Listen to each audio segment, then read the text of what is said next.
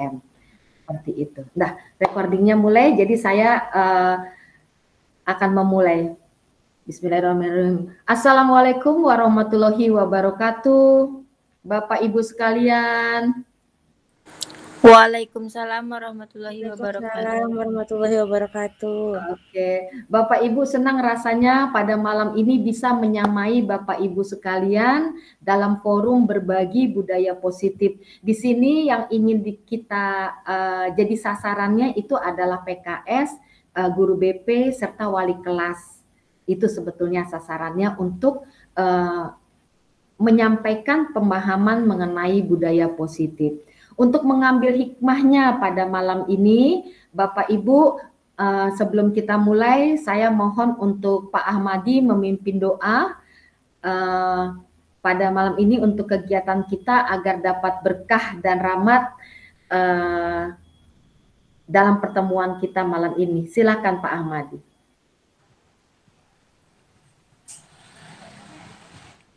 Bismillahirrahmanirrahim. Untuk lancarnya acara kita pada malam hari ini, marilah kita berdoa menurut agama dan kepercayaan kita masing-masing. Doa dimulai.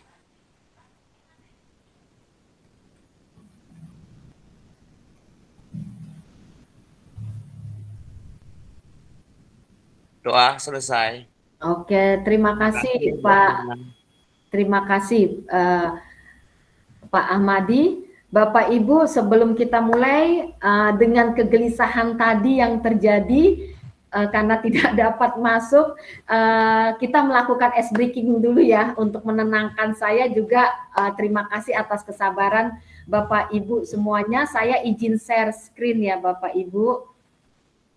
Oke, sebentar.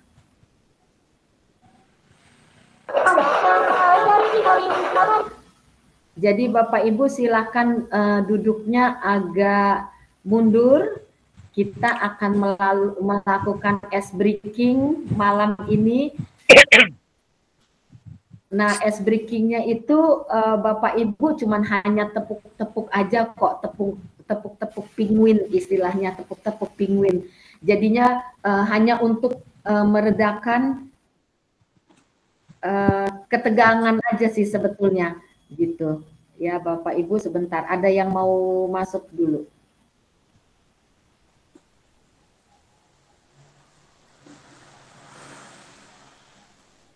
Oke, selamat datang Ibu Dini, ini sudah direkam ya Bu Dini. Oke, kita lanjut ya Bapak Ibu. Tadi saya izin share, silakan Bapak Ibu duduk agak ke belakang sedikit biar terlihat gerakan Bapak Ibu semuanya. Oke ya, kita akan memulai ice breaking. Sudah terlihat ya Bapak Ibu, ini pada komunitas belajar yang saya ambil. Yuk kita lakukan mungkin 2 kali karena pastinya Bapak Ibu akan bingung pertama tampil ya.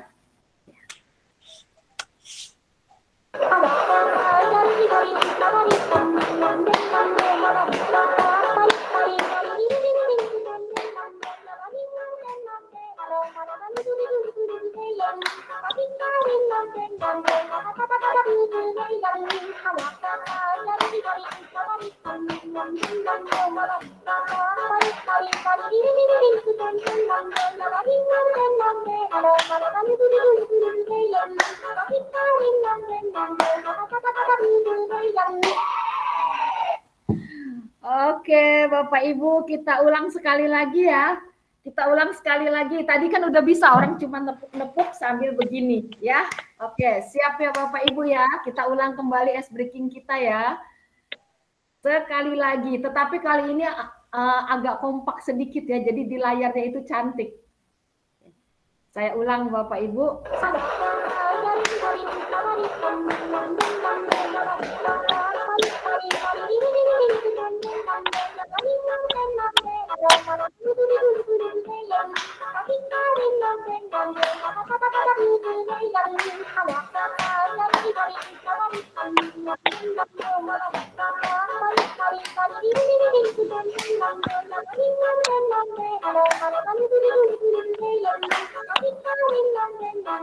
Oke Bapak Ibu. Terima kasih banyak. Itu ice breaking kita sebetulnya masih banyak lagi ice breaking ya Bapak Ibu. Nah, setelah kita berdoa, kita ice breaking, saya akan izin untuk share screen materi kita pada malam hari ini. Saya minta keaktifan Bapak Ibu pada saat kita virtual ini. Ya, tidak lama kok Bapak Ibu. Oke, kita lanjut ya.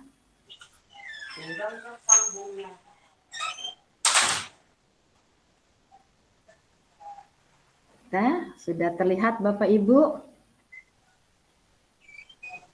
Sudah terlihat? Nah, Bapak Ibu, pada malam hari ini saya berbagi pemahaman mengenai budaya positif di sekolah. Ya Bapak Ibu, adapun agenda kita pada hari ini adalah pembukaan, yang kedua mengantar materi dan tanya jawab, yang ketiga berbagi pengalaman dari beberapa kasus, yang keempat refleksi kegiatan, yang kelima adalah penutup. Kita mulai dari pembukaan selama 10 menit, penyambutan dan ice breaking. Saya akan menjelaskan tujuan, kemudian kita akan membuat kesepakatan belajar, yang kedua pengantar materi, saya akan mengantarkan materi dan umpan balik berasal dari Bapak Ibu sekalian. Kemudian yang ketiga, berbagi pengalaman selama 35 menit. Di sini kita akan berbagi pengalaman mengenai budaya positif yang ada di sekolah kita. Kemudian yang terakhir adalah penutup. Pembukaan ya Bapak Ibu, saya akan menjelaskan tujuan pertemuan kita pada malam ini. Bapak Ibu sekalian, tujuan pertemuan kita pada malam hari ini diharapkan Bapak Ibu mampu memahami konsep pendidikan menurut Ki Hajar Dewantara dihubungkan dengan konsep budaya dan lingkungan positif di sekolah yang berpihak pada peserta didik. Yang kedua, melakukan evaluasi dan refleksi tentang praktek disiplin di sekolah untuk mendapatkan pemahaman baru mengenai konsep disiplin positif untuk menciptakan murid dengan profil pelajar Pancasila. Yang ketiga, memahami peran sebagai guru untuk membangun budaya positif dengan menerapkan dalam berinteraksi dengan peserta didik. Kemudian Bapak Ibu, saya membuat kesepakatan belajar di sini Bapak Ibu, jika kesepakatan belajar yang saya tampilkan tidak berkenan di hati Bapak Ibu atau Bapak Ibu ada yang ingin ditambahkan, silahkan ya Bapak Ibu. Kesepakatan belajar kita malam hari ini adalah yang pertama, seluruh peserta memiliki kesempatan untuk berpendapat. Yang kedua, berpikiran secara terbuka dan saling menghormati. Yang ketiga, jika ada salah satu peserta berbicara, maka peserta yang lain mohon untuk mendengarkan. Yang keempat, berpendapat setelah dipersilahkan. Yang kelima, berpartisipasi penuh. Dan yang keenam, mengikuti sesi kelas dengan perasaan gembira. Dan yang ketujuh, mohon izin untuk menghidupkan kamera. Oke, Bapak Ibu. Sementara kita udah masuk ke sesi yang kedua mengenai pengantar materi dan tanya jawab Bapak Ibu. Materi yang akan saya sampaikan pada malam hari ini adalah mengenai budaya positif. Yang pertama, teori disiplin positif. Yang kedua, nilai-nilai kebajikan universal. Yang ketiga, motivasi perilaku manusia. Yang keempat, kebutuhan dasar manusia. Dan yang kelima adalah posisi kontrol guru. Kita akan masuk ke pertanyaan pematik. Sebelum saya bertanya kepada Bapak Ibu guru yang lainnya, saya mau minta tolong kepada PKS kesiswaan, apa yang Bapak pahami tentang makna disiplin? Silakan Pak Rum. Pak Rum ada di sini? Halo. Bapak PKS kesiswaan, apa yang Bapak pahami tentang makna disiplin? Halo Pak Rum. Ya Bu, ya Bu. Ya, silakan Pak Rum. Apa yang Bapak maknai tentang disiplin? Menurut pendapat saya, kalau disiplin itu harus istilahnya harus membuat kesepakatan kalau memang masuknya pukul 07.15 ya harus 07.15. Kemudian harus dijalankan. Kemudian juga harus dilaksanakan. Itu menurut saya makna disiplin, Bu. Oke, terima kasih Pak Rum. Sekarang saya tanya untuk yang kurikulum yang menangani guru-guru, apa makna Pak kurikulum? Bapak artikan makna disiplin.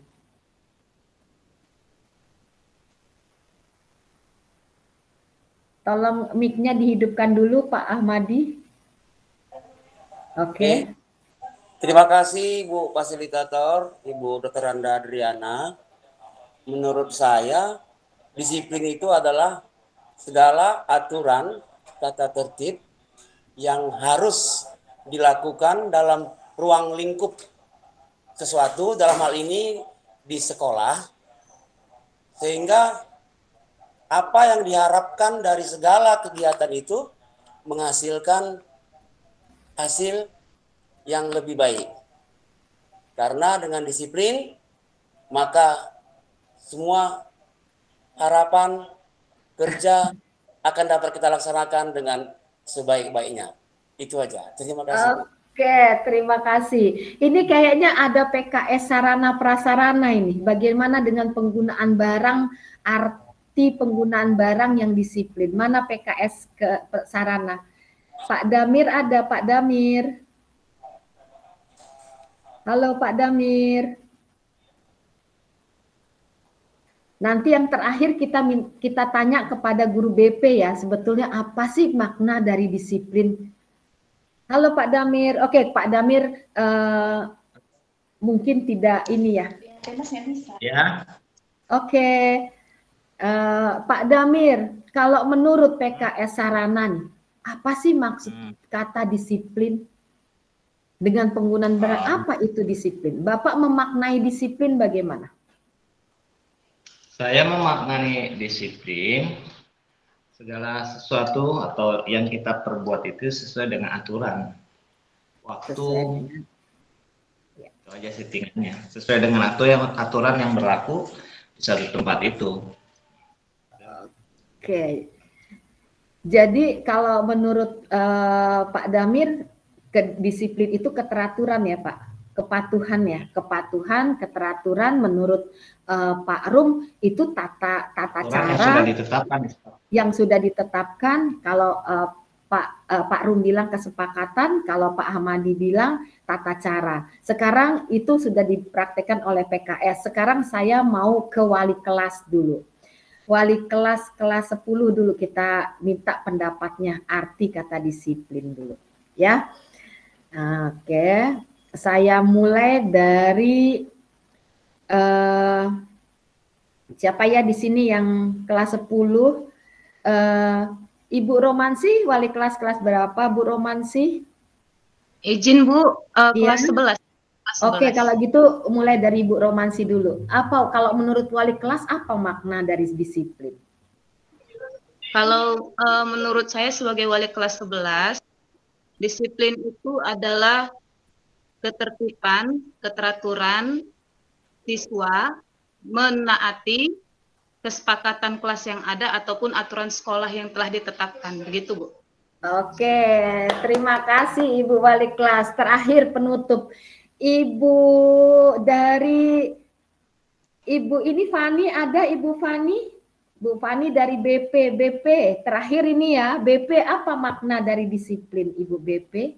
Menurut saya disiplin itu adalah suatu yang dilakukan untuk menunjukkan ketaatan atau kepatuhan terhadap peraturan sekolah. Nah, jika disiplin itu terlaksana dengan baik, maka tercapailah suatu tujuan yang diinginkan, gitu Bu.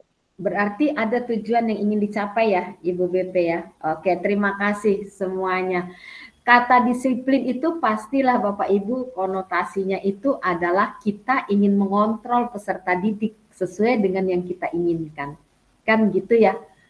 Siapa yang mau menjawab? Apakah kira-kira itu betul kita ingin mengontrol tujuan kita? Apakah itu sesuai dengan apa yang diinginkan oleh Ki Hajar Dewantoro? Kita akan mengontrol siswa kita. Siapa yang ingin menjawab? Apakah itu yang diinginkan dari kata disiplin? Siapa yang kira-kira akan berargumentasi? Apakah memang disiplin itu adalah keinginan kita untuk mengontrol orang lain, baik anak kita sendiri, bawahan, dan peserta didik kita?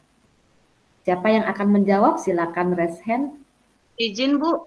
Oke, silakan Ibu Romansi.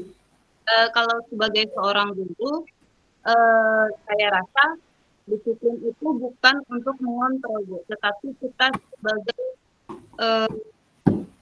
manajer menciptakan karakter yang sesuai dengan tujuan yang telah kita sepakati. Oke, berarti ada kesepakatan di situ ya, Bu Romansi ya. Oke, siap. Terima kasih, Ibu Romansi. Kita lanjut kembali ya. Bapak Ibu, kita lihat apa sih yang dimaksud dengan kata disiplin. Udah. Ini sangat penting ya pembelajaran ini untuk kita seorang pendidik. Kebanyakan orang akan menghubungkan kata disiplin dengan tata tertib, keteraturan, kepatuhan pada peraturan. Kata disiplin juga sering dihubungkan dengan hukuman bahkan. Dalam budaya kita, makna kata disiplin dimaknai menjadi sesuatu yang dilakukan seseorang pada orang lain untuk mendapatkan kepatuhan. Kita cenderung menghubungkan kata disiplin dengan ketidaknyamanan. Berarti disiplin yang kita pahami selama ini adalah keinginan untuk mengontrol orang lain. Itulah disiplin. Sementara Ki Hajar Dewantoro mengatakan bahwa di mana ada kemerdekaan, disitulah harus ada disiplin yang kuat. Sesungguhnya disiplin itu bersifat self-disiplin, yaitu kita sendiri yang mewajibkan kita dengan sekeras-kerasnya. Tetapi itu sama saja, sebab jika kalau kita tidak cakap melakukan self-disiplin, wajiblah penguasa lain mendisiplinkan diri kita. Dan peraturan demikian itulah yang harus ada dalam suasana yang merdeka. Berarti disiplin itu kemauannya bukan dari kita, tetapi dari diri peserta didik itu sendiri, anak kita itu sendiri, atau bawahan kita sendiri.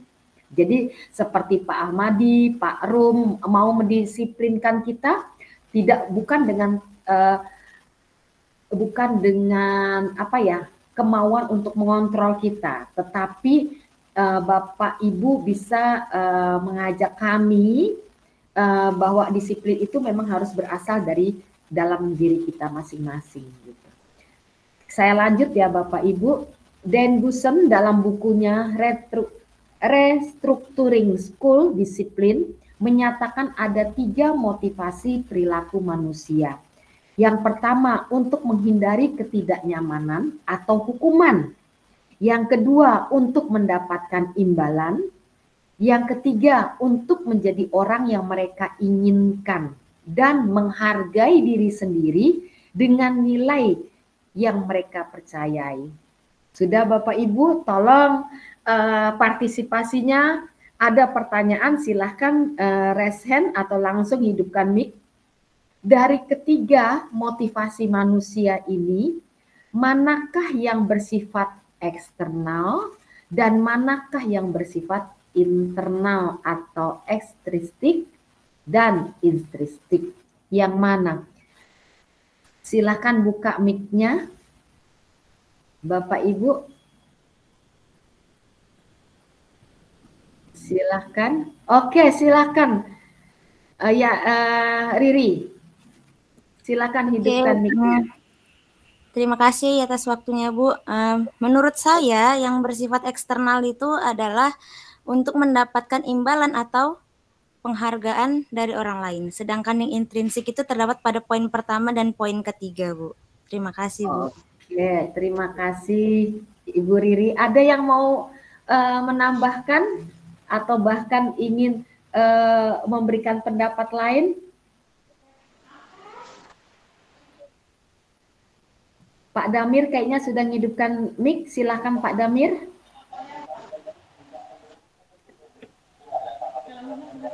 Nggak nampak bacaannya tuh.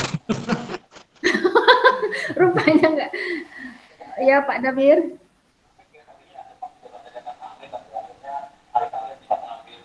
Belum? Oke, Pak Ahmadi ya, hidupkan mic. Silakan Pak Ahmadi. Iya. Kalau menurut saya yang eksternal itu untuk menghindari nomor satu ya, untuk menghindari ketidaknyamanan atau hukuman. Itu eksternal, artinya kita kan takut dari luar, maka kita seperti itu. Nah, nomor dua juga eksternal, ya. Yang nomor tiga yang internal. Oke. Keinginan diri sendiri itu internal. Jadi satu dua itu eksternal. Kalau menurut saya. Terima kasih. Oke, terima kasih.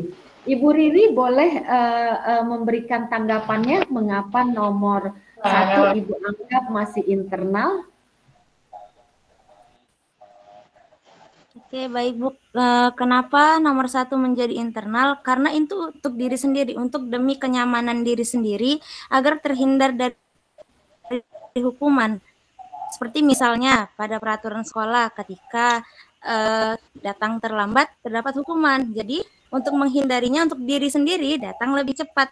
Kalau yang nomor 3 kan Bu seperti untuk menjadi orang yang mereka inginkan dan menghargai diri sendiri. Ada kata diri sendiri berarti untuk diri kita sendiri seperti itu Bu. Oke, terima kasih Bu Yani. Pak Ahmadi boleh didebat atau diberi masukan kembali Ibu Riri mengenai nomor satu nih Pak Madi. Bu Riri tetap mengatakan bahwa untuk menghindari ketidaknyamanan itu intristik berasal dari dalam diri. Silakan Pak Madi jika ada pendapat lain atau yang lainnya boleh berpendapat Bapak Ibu. Menghindari, itu ada kata-kata untuk menghindari ketidaknyamanan. Berarti kan di situ ada ikut campur orang luar. Ada ikut campur ketertiban, tata tertib. Berarti itu kan eksternal. Jadi dengan adanya kata-kata seperti itu, jadi kita kan dikontrol oleh orang lain gitu menurut saya. Oke, ada yang mau kasih pendapat? Ibu Nisa atau yang lainnya? Ibu Sembiring mungkin? Ibu Mita, Ibu Vina, ada yang mau ngasih pendapat?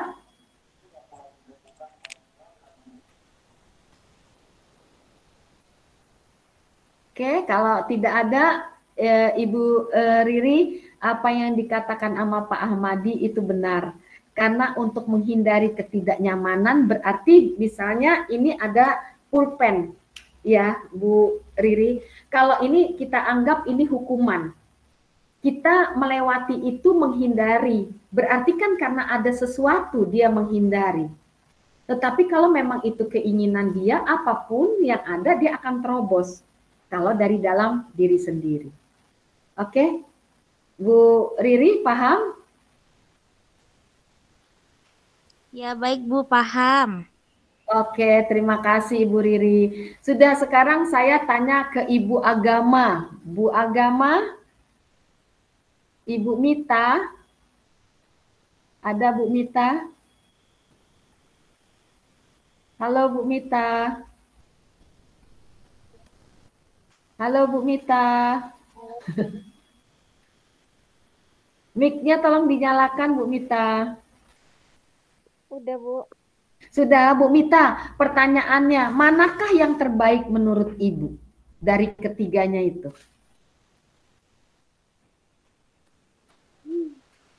Nomor 3 Bu. Nomor 3, alasannya Bu?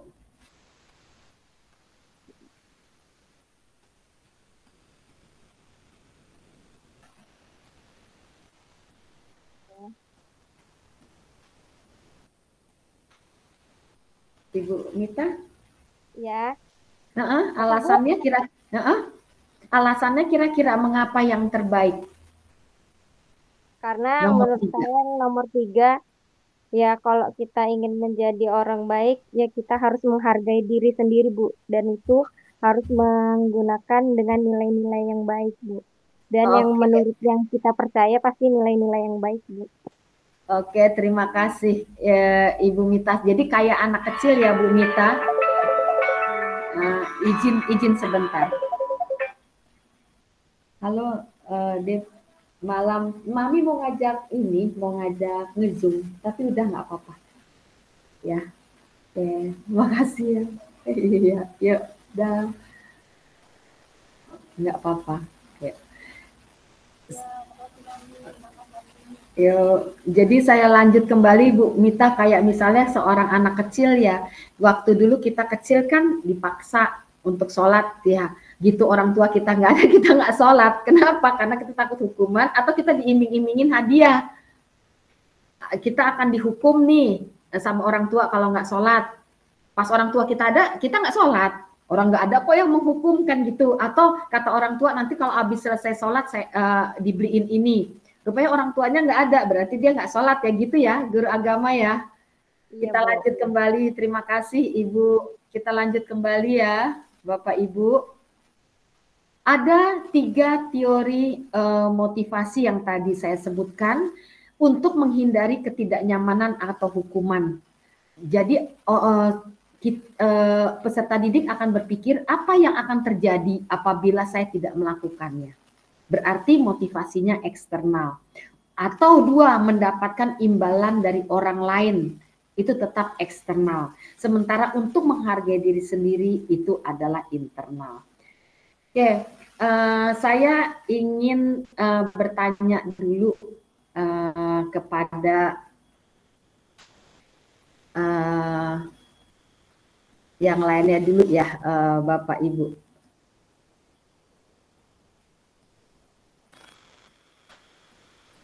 Yang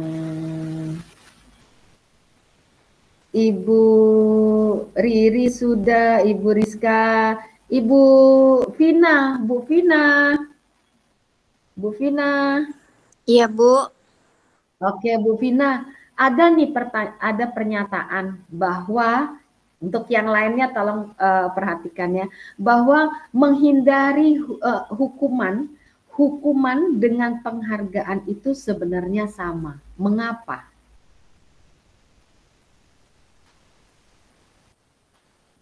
Hukuman dan penghargaan itu sama. Banyak ahli yang mengatakan bahwa hukuman dan penghargaan itu sama. Mengapa?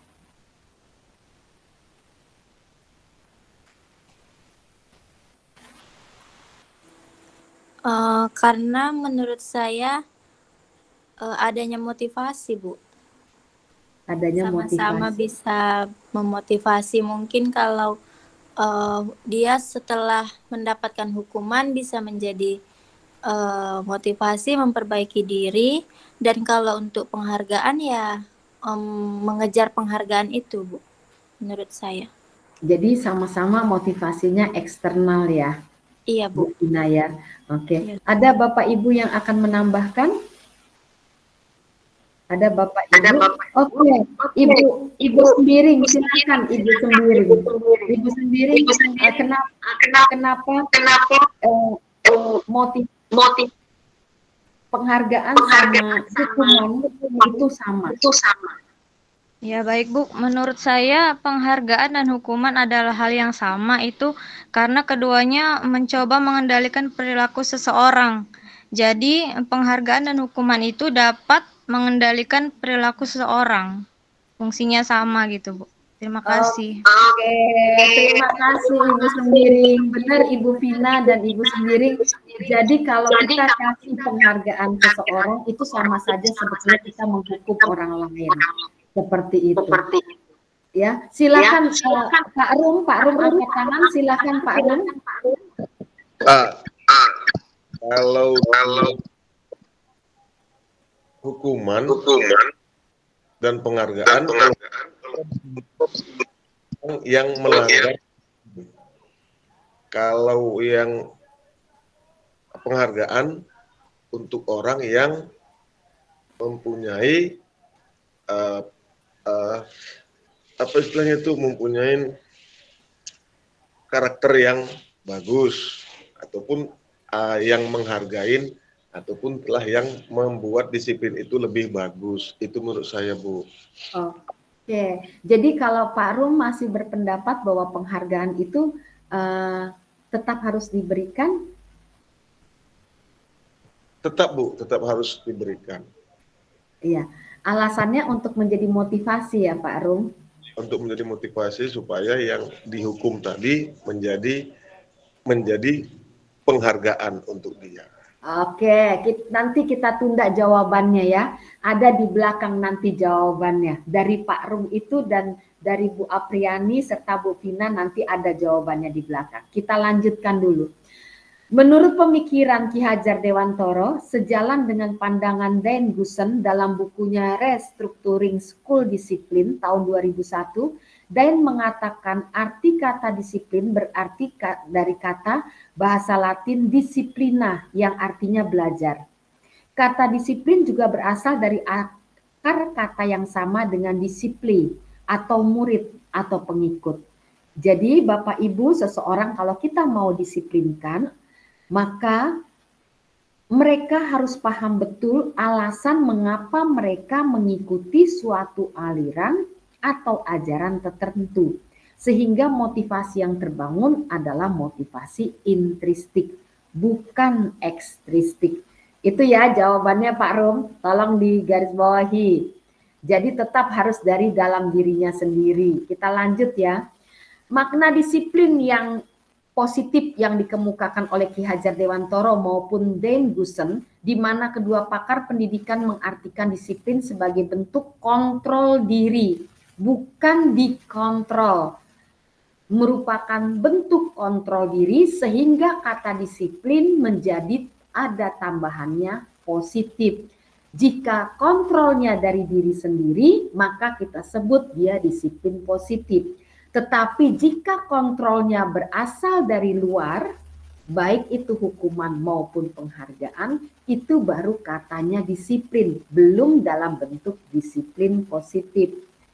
Oke Pak Rum, kontrol diri yaitu belajar untuk mengontrol dirinya agar dapat mencapai suatu tujuan mulia.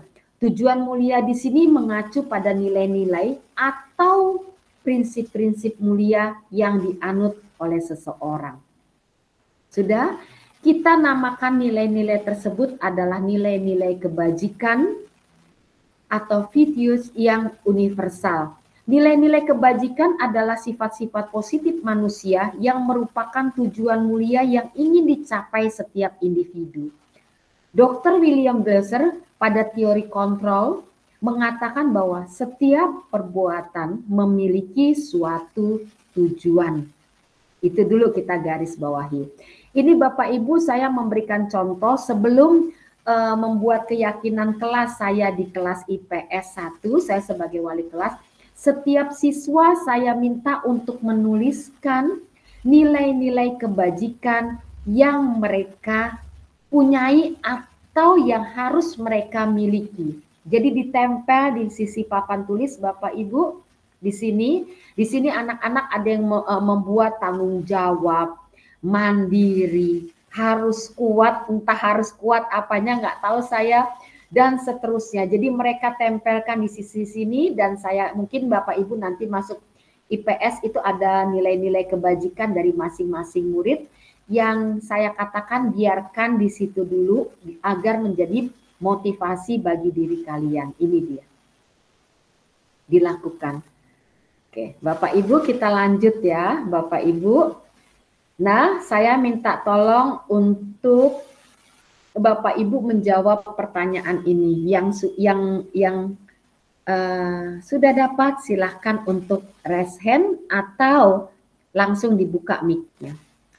Bila di sekolah Anda tidak ada aturan atau memberikan surat teguran bagi karyawan yang sering datang terlambat, atau tidak ada atasan yang memberikan Anda penghargaan untuk menjadi karyawan terbaik karena sering tepat waktu, apakah Anda akan tetap datang tepat waktu untuk mengajar murid-murid Anda? Jelaskan alasannya. Silakan Bapak Ibu dijawab.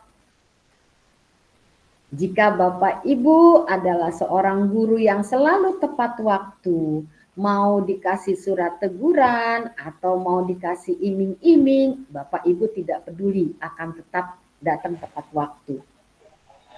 Apakah alasannya jika Bapak Ibu melakukan hal itu? Apakah Bapak Ibu akan tetap datang tepat waktu? Silakan dibuka mic-nya untuk menjawab. Oke, Pak Ahmadi, silakan Pak Ahmadi. Terima kasih Bu Adriana atas kesempatannya. Kalau saya misalkan datang selama ini, misal ini ya, ini nggak seperti itu, tetap datang tepat waktu, pulang tepat waktu, tanpa atau dengan ditegur, diberi pujian atau apapun, akan tetap saya lakukan, karena memang pada dasarnya disiplin itu dari rumah, dari diri sendiri, itu sudah tertanam, sehingga ada rasa bersalah, ada rasa kurang jika kita katakanlah sering terlambat atau tidak tepat waktu. Karena jujur saja sih, kita kan malaikat yang datangnya selalu tepat waktu, tapi paling tidak dari 10 kita adalah 6 atau 7 kali tepat waktu. Jadi saya rasa kembali ke Ki Hajar Dewantara tadi, kalau memang sudah dari dalam diri sendiri, kita itu punya disiplin, insya Allah kita tidak akan pernah merasakan yang katanya ditegur atau dapat pujian atau dapat hadiah dari orang lain, kita akan tetap laksanakan. Itu dari diri saya. Terima kasih Bu Adriana. Oke. Ya, bagaimana dengan yang lainnya? Silakan boleh berpendapat, Bapak Ibu. Ini memang pertanyaan yang harus saya sampaikan. Ada? Dah, kalau tidak ada, itu menurut Pak Ahmadi, kita lanjut kembali. Oke, Vina, silakan Vina. Kalau menurut saya, Bu, dengan adanya pujian atau teguran, itu nggak jadi masalah, karena disiplin atau contohnya tepat waktu aja itu tandanya kita bertanggung jawab sama waktu kita sendiri, sama apapun yang udah kita lakukan, kita mempertanggungjawabkan itu. Seperti itu. Terima kasih Ibu Vina. Ada lagi? Kalau tidak ada, saya lanjut kembali ke Ibu, ke Bapak Ibu sekalian. Menurut Bapak Ibu, dari ketiga tadi motivasi, 2 ekstristik, 1 instristik, mana yang saat ini murid kita di SMA Negeri 1 Serampah mereka melakukan sesuatu itu atas dasar yang mana dari 3 itu? Tolong dijelaskan. Kalau menurut Bapak Ibu ya, baik wali kelas, guru BP, guru agama, PKS, dari ketiga tadi motivasi, murid kita nih SMA Negeri 1 Serampah ini, yang mana rata-rata kebanyakannya? Dan tolong jelaskan alasannya. Yuk, kita SMA 1 Negeri Serampah ini. Kira-kira dari ketiga motivasi tadi, yang mana yang dipunyai anak kita?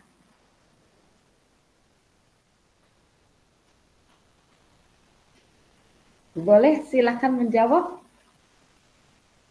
Cantik-cantik sekali kawanku di kamera ini. Ayo Bapak Ibu silakan menjawab. Dari guru BP dulu, mana guru BP yang sering nangani masalah sama PKS kesiswaan, mana nih yang sering ngadapin masalah? Dari ketiga motivasi ini yang mana murid kita lebih banyak motivasinya? Iya Bu. Ya silahkan Ibu BP. Ibu BP yang mana dari ketiga itu motivasinya rata-rata murid kita? Kalau selama saya menghadapi murid-murid yang contohnya kasusnya terlambat gitu kan Bu, itu kan suatu kedisiplinan. Nah, mereka itu belum belum ada kesadaran dari dirinya sendiri. Nah, kan untuk disiplin itu harus ada kemauan pada dirinya sendiri gitu kan. Nah, mereka belum tertanam untuk itu semua. Maka mereka ketika melakukan terlambat itu sudah terjadi hal yang biasa menurut mereka gitu kan. Jadi kita pun sebagai saya lah pribadi guru BP gitu kan, untuk mengapakan mereka dengan hukuman, gitu kan, itu terkadang ya menurut saya salah juga gitu kan, Bu. Dari segi kita untuk awalnya itu ya kita nasihati dulu lah, kemungkinan kan dari hati ke hati nih, nggak langsung kita hukum gitu kan. Karena kalau langsung kita hukum, mereka langsung berpikiran, ah besok bakal dihukum lagi ini gitu kan. Itu yang sudah tertanam pada diri mereka setiap mereka terlambat. Oke, berarti rata-rata yang tepat waktu bukan karena dari faktor dalam ya, Ibu BP ya, rata-rata karena untuk menghindari hukuman ya. Itulah itu memang, Bu. Seperti yang ditanyakan, kadang itu, kadang memang ada yang memang anaknya kan mungkin dari dirinya sendiri gitu, yang sering udah memang melakukan disiplin terlebih dahulu, makanya mereka datang tepat waktu. Gitu. Oke, terima kasih Ibu BP. Ini urusannya BP semua memang ini budaya positif ini. Silakan, siapa yang nyalakan mic? Pak Amadi kah? Oke, silakan. Iya, Bu. Ya, Bu. Okay. Kalau menurut saya dari persentase ini, maaf lah ya, dari persentase mereka keterlambatan sama apa, sepertinya sudah nomor 3, Bu. Sudah, kalau dari persentase ya, dari persentase kesadarannya sebenarnya sudah tinggi, tinggal kita saja yang sebenarnya sebagai guru yang tinggal menjaga dan memupuk mereka. Karena mungkin dari kekecewaan mereka itulah muncul sehingga mereka bisa melakukan hal-hal mungkin dari yang lain lagi, Bu. Itu menurut saya. Terima kasih, Bu. Terima kasih, Pak. Ini dipertanggungjawabkan ya, Pak, karena Ibu BP dan Bapak ini dipertanggungjawabkan karena kita siaran nasional ini ya, Bapak Ibu. Memang kayaknya kesannya kayak main-main, tapi kita siaran nasional. Oke, Bapak Ibu, kita lanjut ya. Di beberapa institusi atau organisasi pendidikan yang telah memiliki nilai-nilai kebajikan yang diyakini dan disepakati bersama.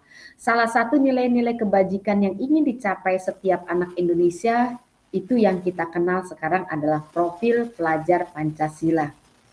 Sudah, saya akan memberikan contoh Bapak Ibu profil pelajar Pancasila ya. Beriman dan bertakwa, kita ada di sini ada 6 elemen, tidak saya bacakan, ini yang menjadi nilai-nilai kebajikan yang kita ya anak-anak Indonesia yakini sekarang. Peserta didik kita yakini, inilah nilai-nilai keyakinan.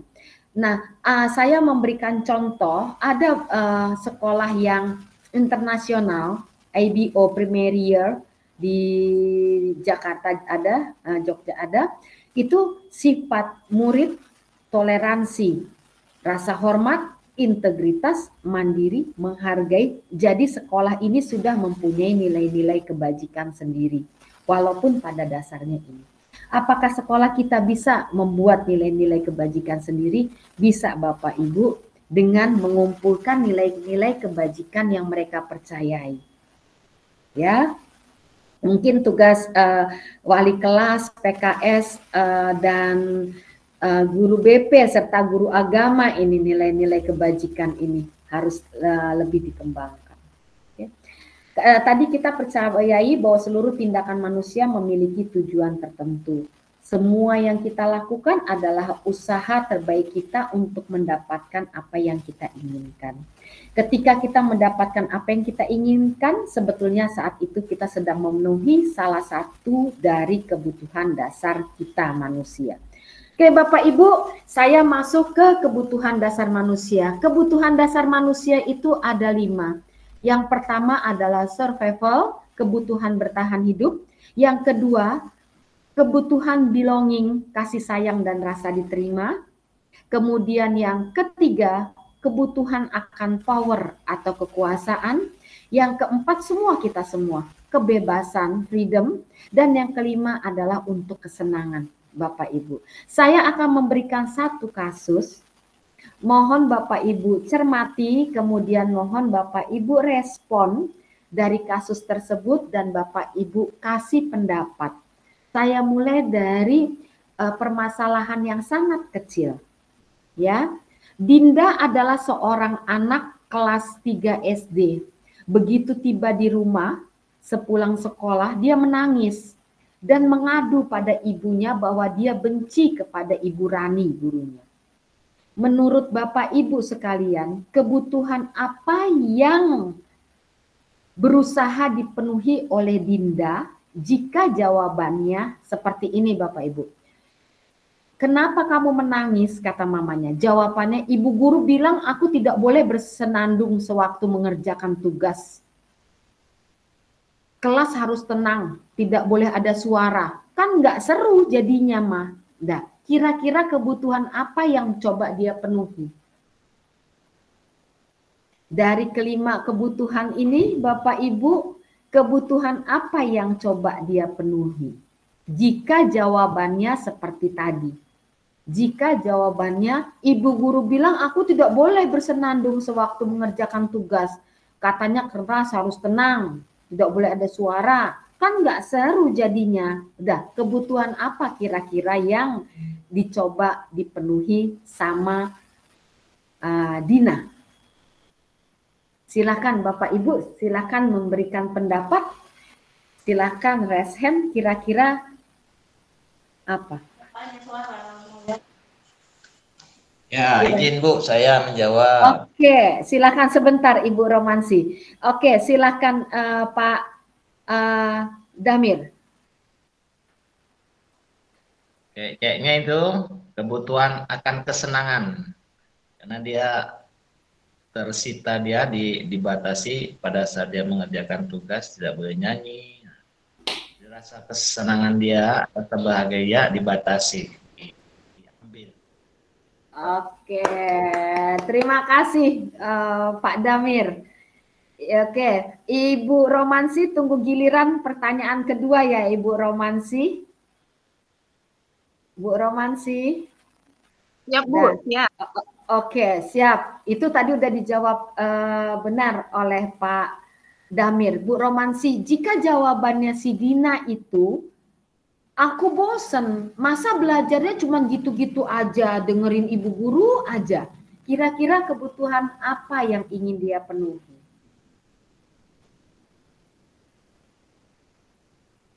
Bu Romansi? Saya rasa, menurut saya sih Bu, saya rasa masih nomor juga ya. Iya Bu? Saya rasa masih nomor juga kayaknya Bu. Masih nomor 2 juga, kebebasan? Enggak, nomor 5 Bu. Nomor 5, kesenangan, sorry, iya. Itu jawaban Ibu Aprianti. Alasannya? Karena rasa bosan itu kan karena kejenuhan ya Bu. Jadi kalau dia dengan menghilangkan rasa bosan itu biasanya dilakukan dengan melakukan hal-hal yang menurut dia membawa dia happy gitu. Oke. Bagaimana Ibu Romansi kalau saya ajukan Bu Romansi bisa nerima nggak kalau yang ingin dia penuhi adalah kebebasan? Boleh saja Bu. Oke. Yang berbeda bisa saya pahami. Ya. Oke, nggak apa-apa Bu Romansi, karena di sini ada kata aku bosan. Iya. Ya, aku bosan. Masa belajarnya gitu-gitu aja? Berarti kan ingin bebas dari rasa bosan. Kebosanan. Kita coba satu lagi Bu Romansi. Saya penasaran sama Bu Romansi. Jika jawabannya ibu guru tidak menyapaku hari ini padahal aku pakai jepit baru loh. Kira-kira kebutuhan apa? Apa ya? Kasih sayang mungkin ya Bu. Kasih sayang dan rasa diterima ya Bu. Ini aku kok udah dandan cantik ya. Kenapa ya aku kok nggak dipuji sama ibu guru? Nah, Bapak Ibu kita kembali lagi ke murid kita. Jadi ingat setiap perilaku pasti ada alasannya. Nah, dan pertanyaan terakhir, Ya, silakan Bapak Ibu yang kasih masukan terakhir untuk yang kasus ini ya. Sudah? Aku sebel soalnya mah, gambarku tidak rapi, malah Bu Guru nunjukin ke teman-teman di kelasku. Itu apa yang tidak terpenuhinya. Dia kesel gitu. Siapa yang bisa kasih pendapat? Dia oke. Silakan Bu Riri. Kira-kira apa Bu Riri yang dia coba penuhi Bu Riri? Yang poin ketiga Bu, penguasaan, kebutuhan pengakuan atas kemampuannya. Jadi oke. Ya, terus? Jadi dia walaupun misalnya gambarnya jelek, dia pengen diapresiasi oleh gurunya dan teman-temannya. Seperti itu, Bu. Oke, terima kasih Ibu Yani. Jadi ini semua Bapak Ibu untuk merefresh kita bagaimana kita selama ini di kelas, bagaimana menjadi refleksi sebetulnya sama kita. Ini bisa kita terapkan kepada anak di rumah kok Bapak Ibu. Nah, ini ada gambar saya ya Bapak Ibu. Ada gambar saya. Ini yang jadi pertanyaan saya ini, Bapak Ibu, pertanyaan kita semua. Kenapa ya anak-anak itu kalau mau apel, kita yang piket itu nyuruh anak-anak tuh ayo keluar, ayo keluar, ayo keluar baris, ayo keluar baris. Kenapa? Kenapa kira-kira kebutuhan apa yang tidak terpenuhi mereka? Makanya harus setiap hari, ayo nak, keluar nak, ayo nak, keluar nak. Kenapa gitu? Apa kira-kira kebutuhan apa yang tidak dipenuhi dia? Jadinya harus bolak-balik guru BP teriak-teriak, guru piket teriak-teriak gitu. Kira-kira kenapa?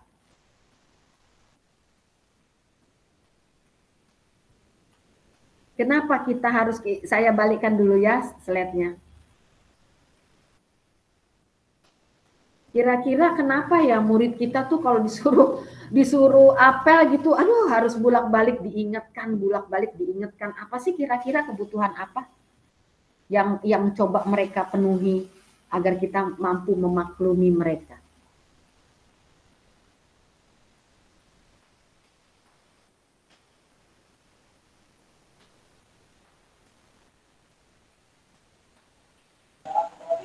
Siapa yang kira-kira mau menjawab? Oke, Pak Ahmadi sudah nyalakan mic. Kira-kira apa? Sepertinya yang nomor 4, Bu, kebebasan.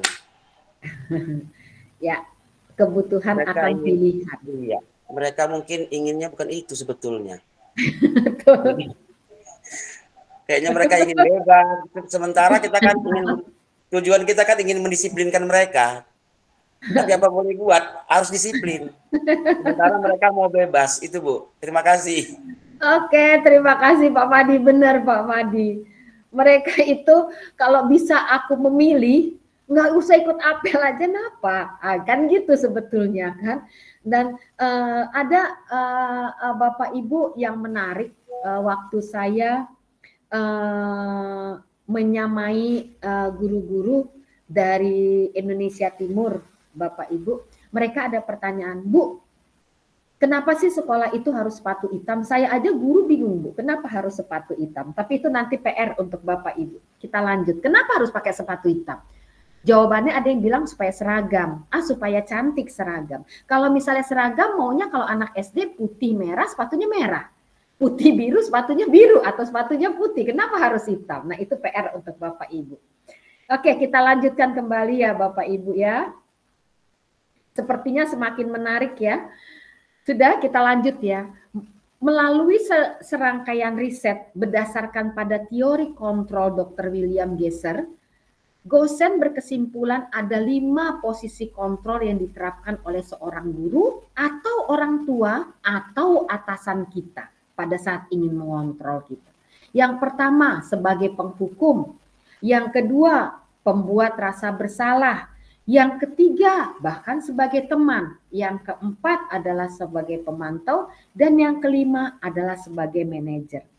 Sebelum kita lanjut, silakan Bapak Ibu kembali menjawab. Sudah, jikalau anak murid, seorang guru berkata, ya. Ini posisi kontrolnya tadi 5 ya Bapak Ibu ya, sudah.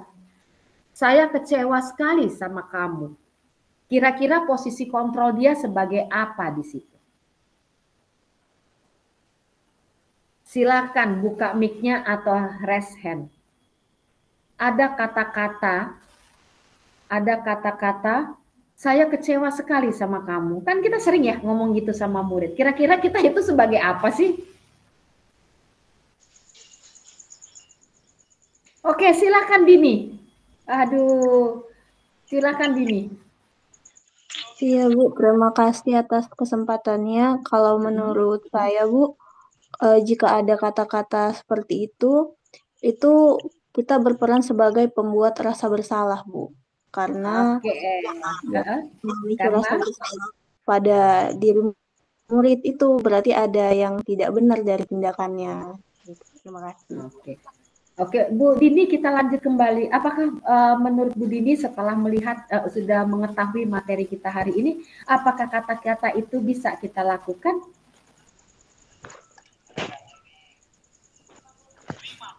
Ya Bu.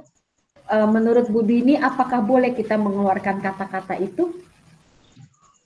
Mengeluarkan kata-kata seperti saya kecewa dengan perilaku kamu seperti itu Bu? Iya. Kalau dibilang boleh, mungkin diperbolehkan Bu. Cuman pasti ada dampaknya pada anak murid itu tadi, gitu.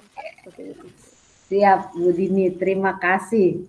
Kita lanjut ke yang nomor 2. Udah, jika gurunya berkata, kamu tidak pernah benar melakukannya. Silakan. Pak Rum, silakan angkat tangannya. Pak Rum, silakan. Bukan. Oh, belum, bukan. Oke, siapa tadi angkat tangannya? Oh, oke, Pak Madi langsung nunjuk jari dia. Silakan Pak Madi. Oh, Pak Madi rupanya. Silakan Pak Ahmadi. Kamu tidak pernah benar melakukannya. Penghukum, Bu. Menurut saya itu penghukum. Penghukum? Iya, Bu. Oke. Kamu tidak pernah benar melakukannya. Oke. Ada alasannya Pak Ahmadi, kenapa Bapak bilang sebagai penghukum? Karena di sini kita mengatakan itu seolah-olah langsung kita vonis dia bahwa langsung kamu tidak pernah benar. Jadi seperti hukuman buat dia, Bu. Oke. Itu menurut saya. Oke. Ada lagi yang mau kasih pendapat Bapak Ibu? Oke, Bu Romansi. Kalau menurut saya sebagai pemantau ya Bu ya, karena berarti dia sudah berkali-kali melihat dan memantau situasi dari orang tersebut, makanya kamu tidak pernah benar, berarti kan dia selalu melihat, memantau seperti itu Bu. Terima kasih Bu. Terima kasih Ibu Romansi. Ada lagi? Ada lagi? Ada lagi? Sekarang saya balikkan ke Bapak Ibu sekalian. Kalau saya mengatakan kepada Bapak Ibu semua, saya katakan gini, Bapak Ibu ini nggak pernah benar loh melakukannya. Apa yang Bapak Ibu rasakan? Rasa bersalah. Iya ya, aku kok nggak pernah benar ya. Kok aku salah aja ya berbuat sesuatu. Berarti jawabannya tetap sebagai pembuat rasa bersalah. Biasa anak yang kita gitu kan mempunyai nilai kepercayaan diri yang sangat rendah, Bapak Ibu ya. Jadi di rumah kita tidak boleh melakukan hal seperti itu. Udah? Nah, kalau gurunya malah ngomongnya seperti ini, ayolah nak, lakukanlah demi saya ya. Siapa yang bisa menjawab? Oke, Pak Damir kah? Silakan Pak Damir. Oke, sebentar Bu Riri. Ya, kalau seperti itu, saya kira ini sebagai teman ini ngecengnya. Saya artinya kan dia ada hubungan yang sangat erat antara guru dengan anak itu. Jadi anak itu dianggap sebagai teman. Oke, terima kasih Pak Damir. Oke, terima kasih Pak Damir. Sekarang Riri ya, Ri untuk pertanyaannya berikutnya ya Ri. Riri, apakah kamu mau mendapatkan stiker bintang hari ini? Nah, kira-kira sebagai apa tuh Ri? Apakah kamu mau mendapatkan stiker bintang hari ini? Kira-kira kalau gurunya ngomong gitu dia sebagai apa nih posisi kontrolnya?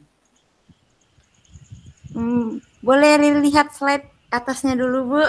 Oke, Riri.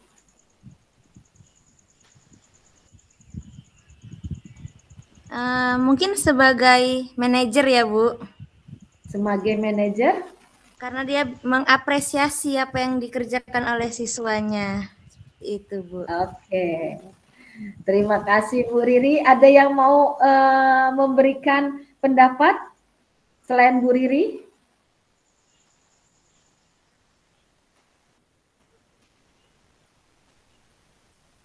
Ingat tadi hukuman sama penghargaan sama hukuman itu sama ya? Oh ya, lupa Riri. Oke, ada jawaban lain Bapak Ibu? Silakan Bapak Ibu. Ada? Oke, kalau tidak ada saya kosongkan. Berikutnya, kalau gurunya berkata bahwa bagaimana kamu bisa menyelesaikan masalah ini ya nak? Bagaimana kamu bisa menyelesaikan masalah ini ya nak? Posisi guru sebagai apa di situ? Silakan. Iya, silakan Pak Damir. Saya melihatnya ini guru sebagai manajer di sini karena dia menugaskan anak itu untuk menyelesaikan masalahnya dengan bimbingannya.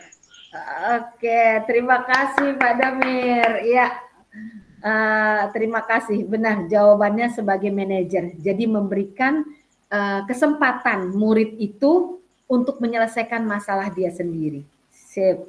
Lanjut lagi Bapak Ibu, kalau kira-kira gurunya berkata, kamu selalu yang paling terakhir.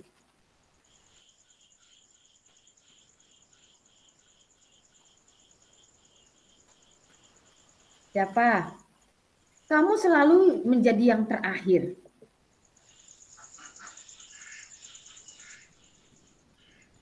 Ayo. Mana nih Vina, Yuli, Vina, Dini, Mita, ayo. Fani. Oke. Kalau Siapa menurut saya, ya silahkan. Di yang kamu selalu yang paling terakhir itu di yang nomor 2 itu, Bu. Nomor 2.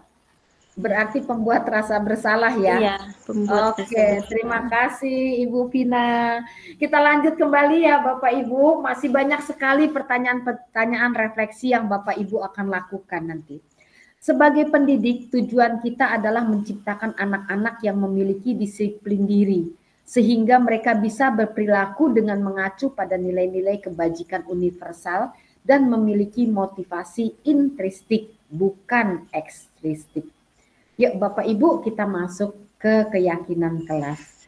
Setelah kita mendisiplinkan secara positif, salah satu caranya adalah kita membuat agar disiplin positif itu dapat berjalan dengan sangat baik, kita akan membuat keyakinan kelas. Apa sih yang dimaksud dengan keyakinan kelas? Nah Bapak ini Ibu, terutama yang wali-wali kelas ini kan mau ada lomba ya. Lomba mungkin Bapak kurikulum dan kesiswaan bisa dimasukkan ini di setiap kelas harus ada punya keyakinan kelas sebagai poin tambahan penilaian untuk acara 17 Agustusan ya. Ini masukan dari saya ya Pak. Keyakinan kelas adalah seperangkat nilai dan prinsip yang disepakati bersama oleh guru dan siswa untuk memandu perilaku dan interaksi di dalam kelas. Itu fungsi daripada keyakinan kelas. Sudah, pembentukan keyakinan kelas itu bersifat abstrak, bukan seperti peraturan. Ya, kalau peraturan itu rinci dan konkret. Tetapi kalau keyakinan kelas dia bersifat abstrak. Keyakinan kelas berupa pernyataan universal. Yang ketiga, pernyataan keyakinan kelas senantiasa dibuat dalam bentuk positif. Yang keempat, keyakinan kelas hendaknya tidak terlalu banyak sehingga mudah diingat dan dipahami semua warga kelas. Yang kelima, keyakinan kelas sebaiknya sesuatu yang dapat diterapkan di lingkungan. Jangan Bapak Ibu muluk-muluk, rupanya nggak bisa. Kemudian yang selanjutnya, semua warga kelas hendaknya ikut berkontribusi dalam pembuatan keyakinan kelas lewat kegiatan curah pendapat. Bersedia meninjau kembali keyakinan kelas dari waktu ke waktu. Bapak Ibu, ini ada cuplikan saya akan memperlihatkan perbedaan perkataan keyakinan kelas yang dibuat di SD dengan yang dibuat di SMA. Yuk Bapak Ibu, kalau di SD itu datang tepat waktu dan siap untuk belajar, keyakinan kelasnya. Yang kedua, mendengarkan dengan penuh perhatian. Yang ketiga, bersifat sopan dan hormat kepada semua orang. Itu adalah kata-kata yang memberikan hal positif pada anak SD. Tetapi kalau SMA, Bapak Ibu, ini kebetulan saya sudah buat keyakinan kelas, kesepakatannya atau keyakinan kelas 12 IPS 1, tahun pelajaran 2004-2005. Yang pertama, kami meyakini bahwa bertakwa kepada Tuhan Yang Maha Esa merupakan landasan utama belajar. Kedua, kami meyakini bahwa pentingnya kemandirian dilakukan untuk menyelesaikan permasalahan. Yang ketiga, kami meyakini bahwa pentingnya berpikir kritis dalam mengamati keputusan, dalam mengambil keputusan. Berarti di situ ada kata kesabaran, ya tanggung jawab. Yang keempat, kami meyakini bahwa pentingnya keberbinekaan global ditunjukkan dengan sopan santun. Yang kelima, kami meyakini bahwa pentingnya gotong royong ditunjukkan dengan belajar kelompok dan pembiasaan Jumat bersih. Yang keenam, kami meyakini bahwa pentingnya kreatif ditunjukkan dengan menghasilkan karya atau proyek. Berarti di sini kan harus belajar aktif dan seterusnya ya Bapak Ibu. Ini runtutannya keyakinan yang sudah dibuat. Tadi saya suruh perangkat kelas untuk menunjukkan kepada kawannya. Semuanya bilang setuju dengan apa yang sudah dicoret-coret kemarin ini sama kami. Kemudian ada beberapa orang yang saya suruh membuat visi daripada kelas. Oke, Bapak Ibu. Sekarang saya akan masuk lagi ke pertanyaan. Saya akan coba satu persatu ya Bapak Ibu. Saya mulai dari Pak Rum. Pak Rum, nanti berurut ya Pak Rum. Siap Bu. Oke, Pak Rum tolong dibaca nomor 1. Tolong Pak Rum jawab hukuman atau konsekuensi. Kita masuk ke sini.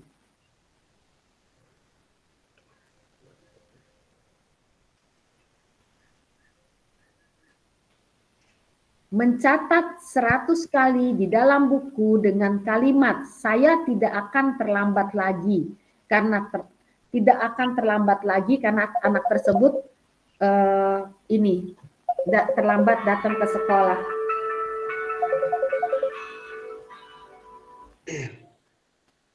Kira-kira hukuman atau konsekuensi?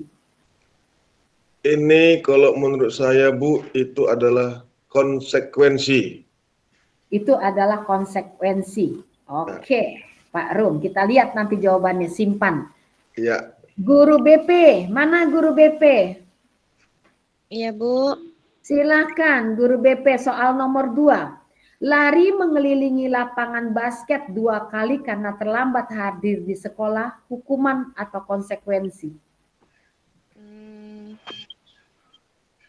Bisa dengan konsekuensi juga sih, Bu. Konsekuensi? Oke. Iya. Yang ketiga, mana guru agama? Ibu agama? Oke, Ibu Mita. Murid diminta untuk push up 15 kali karena tidak menggunakan masker ke sekolah. Menurut Bu Mita itu hukuman atau konsekuensi? Hukuman, Bu. Hukuman. Silakan. Lanjut ya, Bu Dini. Bu Dini. Bu Dini tidak ada, Bu Vina. Mengganti kertas tugas kawan yang telah dicoret-coret. Bu Vina, itu hukuman atau konsekuensi? Bu Vina? Iya, Bu. Oke. Mengganti kertas tugas kawan yang telah dicoret-coret. Konsekuensi, Bu. Konsekuensi. Lanjut. Pak Damir, tolong membersihkan tumpahan air di meja tulis karena tersenggol pada saat belajar. Hukuman atau konsekuensi?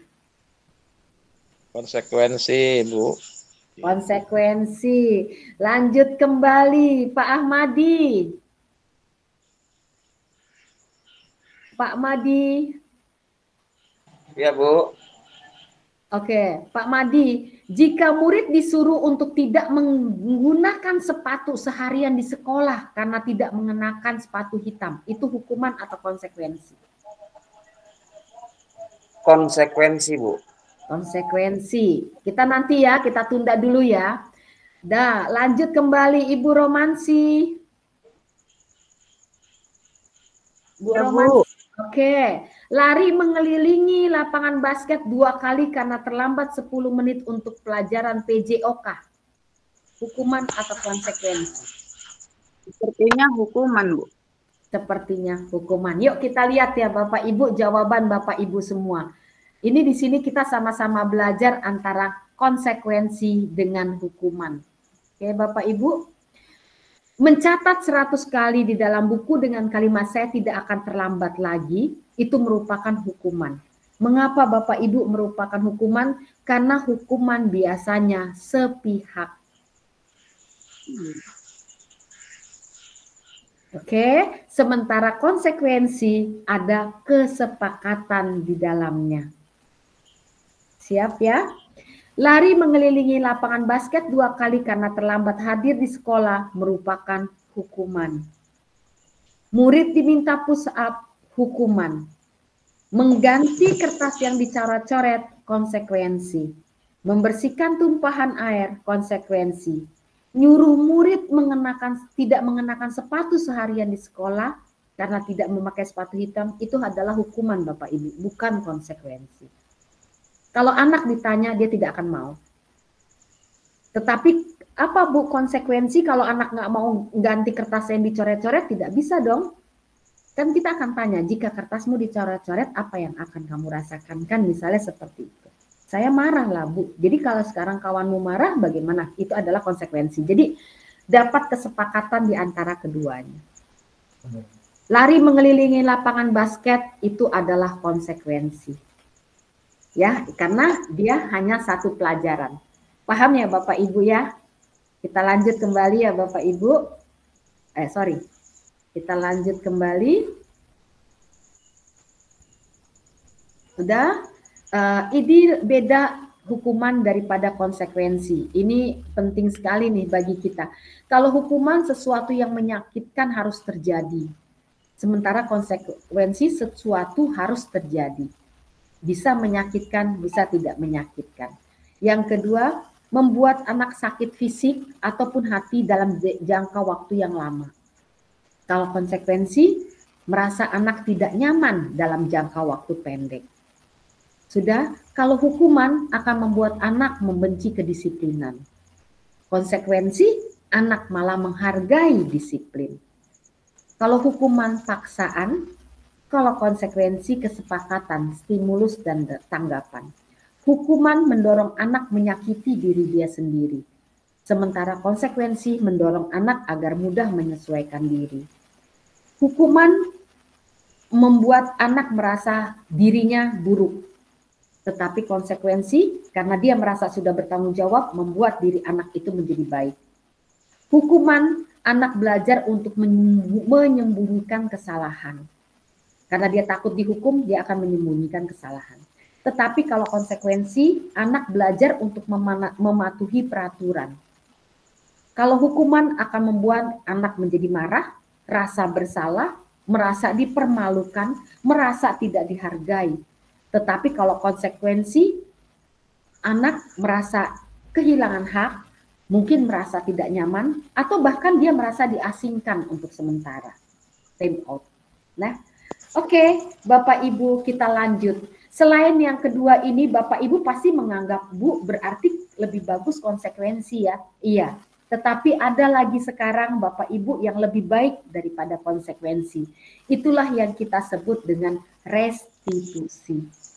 Nah, jadi Bapak Ibu mungkin sekarang kalau di dunia pendidikan atau Bapak Ibu ke sekolah-sekolah atau di luar dari sekolah kita, Bapak Ibu sekarang sering mendengar guru-guru itu mengatakan bahwa sudah loh Pak, padahal anak itu sudah saya restitusi. Ada kata-kata seperti itu, apalagi kesiswaan, guru BP itu sekarang tidak lagi sudah saya proses Bu, tidak. Sekarang guru BP atau kesiswaan atau kita wali kelas pada saat dipanggil dan dilakukan murid lagi, Bapak Ibu bisa mengatakan sudah saya proses, kita ganti sekarang Bapak Ibu menjadi yang lebih modern. Padahal anak itu sudah saya restitusi loh Bu, dan dia sudah berjanji untuk memperbaiki kesalahannya. Jadi tidak ada lagi kata proses, tidak ada lagi kata peraturan. Jadi sekarang diganti dengan restitusi, dan kita ganti dengan keyakinan atau kesepakatan. Jadi itu sudah, kalau misalnya mungkin di beberapa negara maju kata-kata itu sudah digunakan 10 tahun yang lalu, bahkan 15 tahun yang lalu. Nah sekarang kita akan mulai Bapak Ibu. Saya akan menjelaskan sedikit mengenai restitusi ya Bapak Ibu. Saya masih punya waktu 20 menit lagi. Ya, oke. Bapak Ibu, saya coba akan menjelaskan. Apa itu restitusi? Restitusi adalah proses menciptakan kondisi bagi peserta didik untuk memperbaiki kesalahan mereka, sehingga mereka bisa kembali pada kelompok mereka dengan karakter yang lebih kuat. Restitusi juga merupakan proses kolaboratif yang mengajarkan murid untuk mencari solusi pada masalah mereka sendiri dan membantu murid untuk berpikir tentang orang seperti apa yang mereka inginkan dan bagaimana mereka harus memperlakukan orang lain. Itu yang dikatakan dengan restitusi. Yuk kita lihat perbedaan antara hukuman, konsekuensi, dan restitusi. Tadi Bapak Ibu kita sudah membaca ya bagian yang hukuman dan konsekuensi. Sesuatu yang menyakitkan harus terjadi, itu hukuman. Kalau konsekuensi sesuatu harus terjadi. Sementara restitusi sesuatu merupakan pilihan. Jadi dia melakukan itu merupakan pilihan. Kalau hukuman membuat tidak nyaman dalam jangka waktu panjang, kalau konsekuensi membuat tidak nyaman dalam jangka waktu pendek, tetapi kalau restitusi akan membuat murid kuat dalam tempo jangka waktu yang panjang. Kalau hukuman, murid merasa menjadi korban dari keadilan, sudah. Kalau konsekuensi, murid mungkin tidak merasa menjadi korban, bisa saja dia merasa sebetulnya dia korban, tetapi terabaikan oleh dia. Dalam restitusi, korban mendapatkan ganti. Korban dalam tanda kutip, itu akan mendapatkan ganti. Saya ambil contoh. Misalnya hukuman. Ketangkap anak murid lompat pagar. Sudah datang Pak Rum sama Ibu Fani. Sudah. Kamu akan kami panggil orang tua, kamu tidak boleh datang ke sekolah dalam 3 hari, bentuk hukuman kamu, bla bla bla bla bla. Anak merasa tidak nyaman, anak merasa bersalah, anak merasa sakit hati, anak merasa menjadi korban. dari yang sudah dibuat. Hukuman itu biasanya keputusan yang diambil dalam keadaan emosi. Sementara konsekuensi, Bapak Rum dan Ibu Fani akan membicarakan bagaimana, apa peraturan yang kamu langgar, bisakah kamu tidak melakukannya kembali, bagaimana cara kamu tidak melakukannya kembali. Itu adalah konsekuensi. Jadi ya Bu, jadi sekarang kita panggil orang tua ya, kamu menandatangani surat ya, itu adalah konsekuensi. Tetapi kalau restitusi, Bapak Ibu akan bertanya, kenapa kamu melakukan itu? Bapak Ibu ingat kembali 5 kebutuhan dasar manusia. Kebutuhan apa yang sebetulnya dia ingin penuhi? Oke, Bapak Ibu paham ya? Kemudian Bapak Ibu akan bertanya kepada anak tersebut, apa yang dapat kamu lakukan untuk memperbaiki kesalahanmu? Mungkin seperti itu. Bisa aja anak itu mengatakan, Bu, setiap jam saya akan melapor kepada ibu. Keputusan itu diambil oleh anak itu sendiri dengan kesadaran. Ya, Bapak Ibu paham ya, berat ya? Iya, berat Bapak Ibu. Ada 9 ciri-ciri restitusi. Bukan untuk menebus kesalahan, namun untuk belajar dari kesalahan. Jadi, bagaimana cara kamu memperbaiki kesalahan itu? Kenapa? Karena kita akan berkata bahwa ibu pun pernah salah. Tapi ibu belajar dari kesalahan itu untuk menjadi lebih baik. Gitu ya, Bapak Ibu. Kemudian restitusi juga memperbaiki hubungan. Tawaran bukan paksaan, restitusi menuntun untuk melihat ke dalam diri anak itu. Kemudian yang kelima, kita yakini setiap perbuatan pasti mempunyai tujuan. Kemudian kembalikan kepada dirinya apa yang paling baik menurut dia. Kemudian fokus pada karakter, bukan kepada tindakan atau hukuman. Fokus kepada solusi, bukan mencari kesalahan. Restitusi mengembalikan murid yang berbuat salah pada kelompoknya. Oke, Bapak Ibu. Bagaimana tahapan, sampai sini ada pertanyaan Bapak Ibu, nanti saya ngomong sendiri pada tidur nih Bapak Ibu. Oke, tidak ya Bapak Ibu, kita lanjut ya. Nah, restitusi apa tahapannya? Ada 3 tahapan restitusi. Yang pertama adalah menstabilkan identitas. Yang kedua, memvalidasi apa yang salah. Yang ketiga, menanyakan keyakinan apa yang mereka percayai. Ya, Bapak Ibu, sudah langkah menstabilkan identitas, teori kontrolnya kita semua akan melakukan hal yang terbaik yang bisa kita lakukan. Validasi tindakan, semua perilaku memiliki alasan. Yang ketiga, menanyakan keyakinan, itu teori kontrolnya kita semua memiliki motivasi internal. Ya, Bapak Ibu. Oke, Bapak Ibu. Sudah, Bapak Ibu, ini saya ada kasus tadi pagi. Akbar, Bapak Ibu kenal Akbar ya? Akbar itu telat masuk kelas karena baru dari kantin dengan alasan lapar, belum makan. Belum sarapan tadi Bu saya. Yuk kita coba melakukan langkah-langkah restitusi. Siapa yang kira-kira berani mencoba melakukan? Saya Akbar, Bapak Ibu sebagai saya di foto itu. Jika kita melakukan segitiga restitusi, apa tahapan kira-kira? Siapa yang mau coba?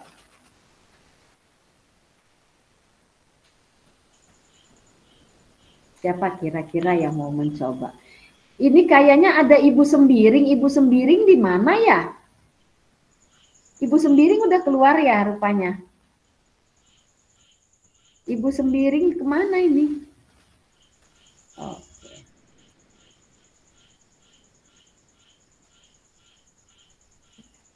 Bapak Ibu, yang ada foto saya itu adalah kasus saya. Tetapi yang tidak ada foto saya itu adalah acuan yang saya dapat dari Kemendikbudristek. Jadi pertanyaan-pertanyaan yang muncul itu bukan dari saya, tapi dari Kemendikbudristek yang kita bedah seperti itu. Kira-kira bagaimana?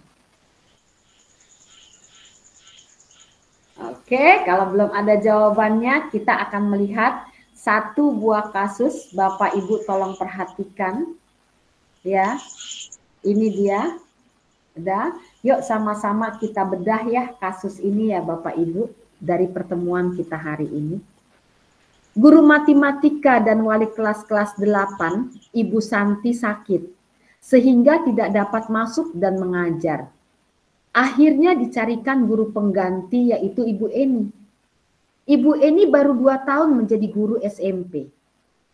Beberapa murid perempuan, Vivi dan Natali, mengetahui hal ini dan mulai menggunakan kesempatan dan bersikap seenaknya, tertawa dan tidak mengindahkan kehadiran Ibu Eni.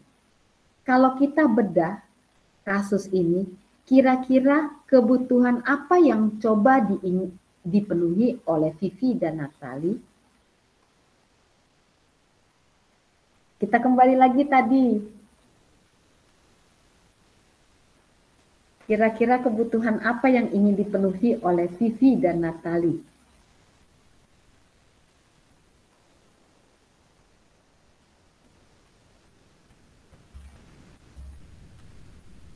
Siapa yang coba masih ingat untuk kesenangan?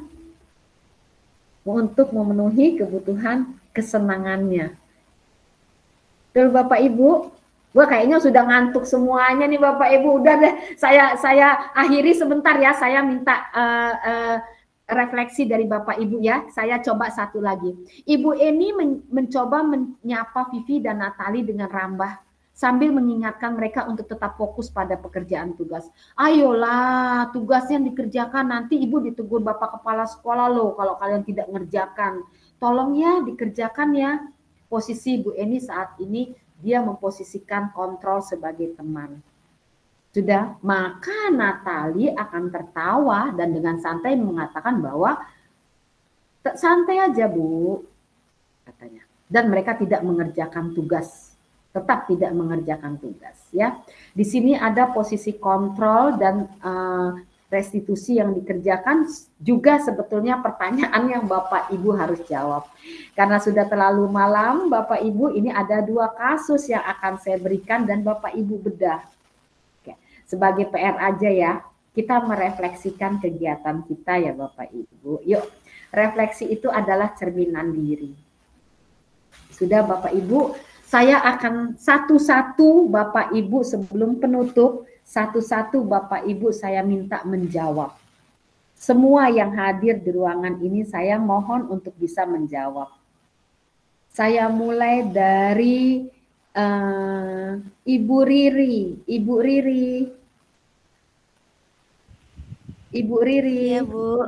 Oke, Iya, silakan. Bu. Dijawab pertanyaan nomor 1, apa yang Ibu dapat dari pertemuan hari ini? Banyak Bu yang saya dapatkan. Salah satunya jadi saya tahu untuk mengatasi siswa ketika mereka tidak mengerjakan PR, saya tidak boleh memberikan hukuman karena itu adalah salah satu bahwasanya kita itu memberikan rasa bersalah kepada mereka. Lalu Bu, ada juga tadi ada 5 hal yang harus kita perhatikan dari siswa. Kasih sayang, terus kesenangan, dan lainnya Bu. Banyak yang saya dapatkan pada hari ini. Oke, terima kasih Bu Riri. Pertanyaan kedua Bu Riri, bagaimana perasaan Ibu selama mengikuti kegiatan malam ini? Tolong jangan bilang ngantuk ya Bu. Enggak, Bu. Perasaan saya hari ini senang Bu, karena mendapatkan ilmu baru Bu. Oke, terima kasih Ibu Riri. Yang ketiga, apa hal yang baru yang Ibu dapat? Untuk hari ini Bu, saya jadi tahu memposisikan diri saya sebagai guru itu harus bagaimana bersikap ke depannya Bu. Oke, berarti yang baru Ibu dapat bahwa kita tidak boleh jadi penghukum atau pembuat rasa bersalah ya. Ya, jadi Bu. yang bisa ditoleransi itu 3, sebagai teman, sebagai pemantau, atau sebagai manajer. Yang paling baik adalah sebagai manajer. Tetapi beberapa kasus tidak semua harus pakai sebagai manajer. Dan yang keempat, hal baru apa yang Ibu lakukan, akan Ibu lakukan setelah pertemuan kita malam ini? Hal baru apa yang akan Ibu lakukan segera? Mungkin mengubah cara menghukum gitu, Bu. Cara berubah cara menghukum berarti tetap menghukum dong. Tadinya suruh lari, ini suruh jongkok. Gini, Bu. Hukuman itu diubah menjadi konsekuensi atau tadi yang baru apa, Bu? Apa, Bu? Restitusi. Nah, mungkin diubah menjadi hal yang lebih baik lah daripada hukuman gitu, Bu. Oke, terima kasih Ibu Riri. Kita ke Ibu Khairuriza.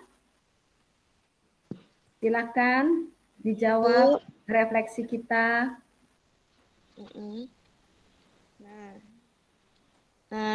Hal baru yang dapat di pertemuan ini, saya mendapatkan ilmu baru bahwa hukuman itu tidak dibenarkan ya, Bu. Gitu kan. Nah, kedepannya semoga bisalah tidak menggunakan hukuman lagi gitu. Oke, Ibu langsung jawab 4-4-nya nih, hebat nih guru BP. Langsung semuanya. Cuman satu, bagaimana perasaan Ibu dalam mengikuti kegiatan malam ini? Senang, Bu, karena dapat ilmu baru. Kita jadi tahu bahwa hukuman itu tidak dibenarkan. Makanya kita ganti ke konsekuensi atau restitusi itu tadi untuk memperbaiki anak-anak yang memang ada kesalahan gitu kan, memiliki masalah. Terima kasih Ibu. Sekarang saya minta tolong Pak Damir. Pak Damir, tolong melakukan refleksi Pak Damir. Ya Bu. Silakan. Bagaimana perasaan Bapak? Apa yang Bapak dapat? Hal baru apa yang akan Bapak lakukan? Perasaan pada saat ini senang bisa mengikuti. Kemudian hal baru yang akan kita lakukan adalah merubah konsep hukuman menjadi restitusi dan konsekuensi. Kemudian yang hal baru yang Bapak dapat tentunya banyaklah, Bu, ya. Jadi kurikulum Merdeka ini membawa kita kepada pendidikan yang mungkin lebih baik lagi daripada Insya Allah. Dan yang terakhir, apa itu, Bu, ya? Udah, oke. Terima kasih Pak Damir. Ibu Vina. Ibu Vina. Iya, Ibu. Iya, silakan Ibu Vina. Kalau untuk yang pertama, apa hal baru yang didapat di pertemuan ini? Banyak pengetahuan baru, terutama untuk yang restitusi, karena saya hanya tahu ada hukuman dan konsekuensi saja, Bu. Jadi ini ada konsep baru selain hukuman dan konsekuensi. Kalau untuk perasaan, senang bisa mengikuti dan mengetahui ilmu-ilmu baru. Kemudian apa hal baru yang bisa dilakukan? Mungkin bisa memahami karakter dari siswa-siswa lagi ya, Bu, karena mereka memiliki 5 hal yang itu tadi, ada kebutuhan dasar. Kebutuhan, dan mungkin setiap siswa itu kebutuhan pertama antara siswa 1 dan 2 pasti berbeda. Mungkin yang pertama ada kesenangan, yang siswa yang kedua mungkin yang pertama itu ada love-nya, yang belonging-nya itu kan, Bu, kasih sayangnya. Nah, mungkin itu nanti yang bisa dilakukan. Kemudian apa hal baru? Tadi ya, sudah. itu dia, Bu. Hal barunya membaca karakter siswa lagi gitu, Bu. Untuk kedepannya? Untuk kedepannya, ya itu tadi, Bu, memahami karakternya secara pemantauan lah mungkin, Bu. Mungkin kalau misalnya ada kesalahan, nggak semata-mata atau menjudge mereka bahwasannya mereka salah, tetapi kita harus cari tahu dulu dan mengubah konsekuensi itu menjadi restitusi, ya kesepakatan antara guru dan siswa. Seperti itu, Bu. Oke, terima kasih Ibu Vina. Ibu kasih. Romansi, silahkan Ibu Romansi.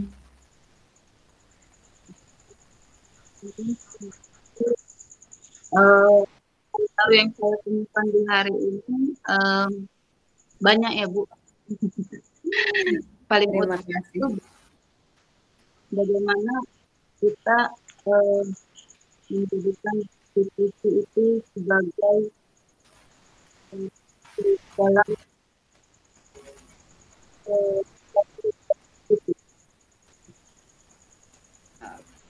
Bagaimana perasaan Ibu? rasanya senang, Bu. Alhamdulillah, iya. Kemudian apa yang kedepannya akan Ibu lakukan setelah malam ini? Sebenarnya tadinya saya ada mau mendiskusikan masalah kasus murid di kelas saya, tetapi mungkin nanti secara langsung saja, Bu. Saya rasa murid ini sudah pernah saya lakukan seolah-olah seperti institusi. Saya cari tahu kenapa dia seperti itu, saya dalami karakternya, bahkan saya cari hobinya apa, saya buat dia mendalami dirinya gitu, dia bangga akan orang tuanya, dia memenuhi hobinya gitu.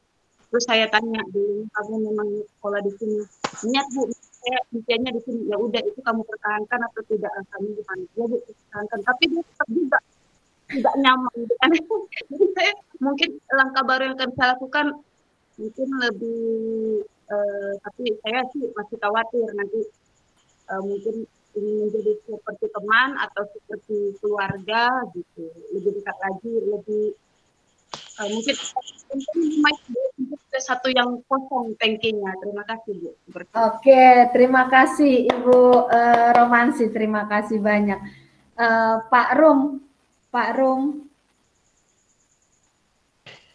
Iya, Bu. Ya, Pak Rum, silahkan melakukan refleksi.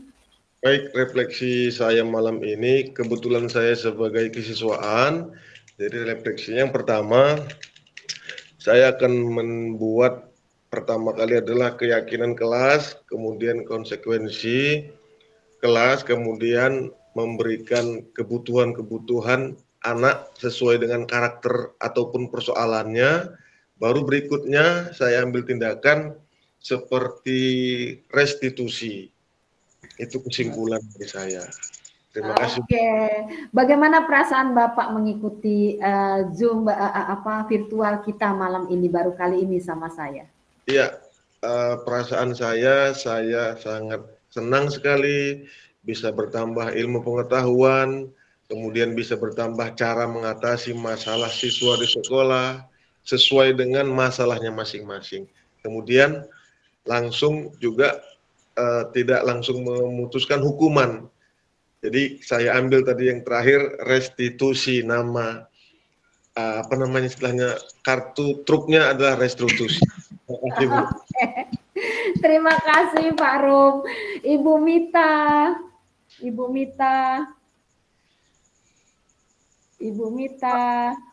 Ya, Bu. Oke, Ibu Mita silahkan melakukan refleksi. Menurut saya hal baru yang saya dapat di pertemuan ini, Bu, hukuman itu ternyata kurang bagus ya, Bu, diterapkan. Lebih bagus restitusi, karena menurut saya kalau hukuman kadang membuat siswa itu lebih kayak agak-agak benci nantinya kepada guru, bukannya makin menyesali perbuatannya, makin menjauhkan diri dari guru. Sedangkan restitusi itu kadang membuat siswa nantinya malah makin bertanggung jawab atas perbuatan yang dilakukan. Terima kasih.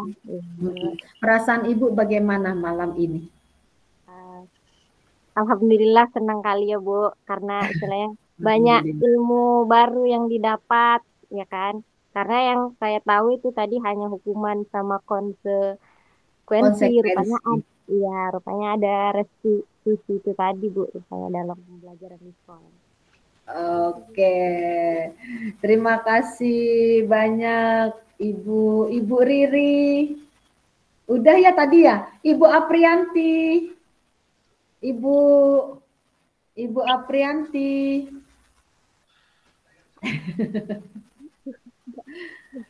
Ibu Aprianti tadi, Ibu Aprianti nggak ngerespon ya. Pak Ahmadi terakhir penutup ya, Pak Ahmadi penutup. Silakan Pak. Apa hal baru apa yang Bapak dapat? Bagaimana perasaan Bapak dan kedepannya mau seperti apa Bapak lakukan? Terima kasih Bu.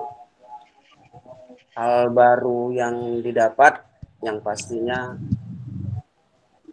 yang pertama menjadi pemicu diri sendiri. Ini untuk diri sendiri dulu ya Bu ya.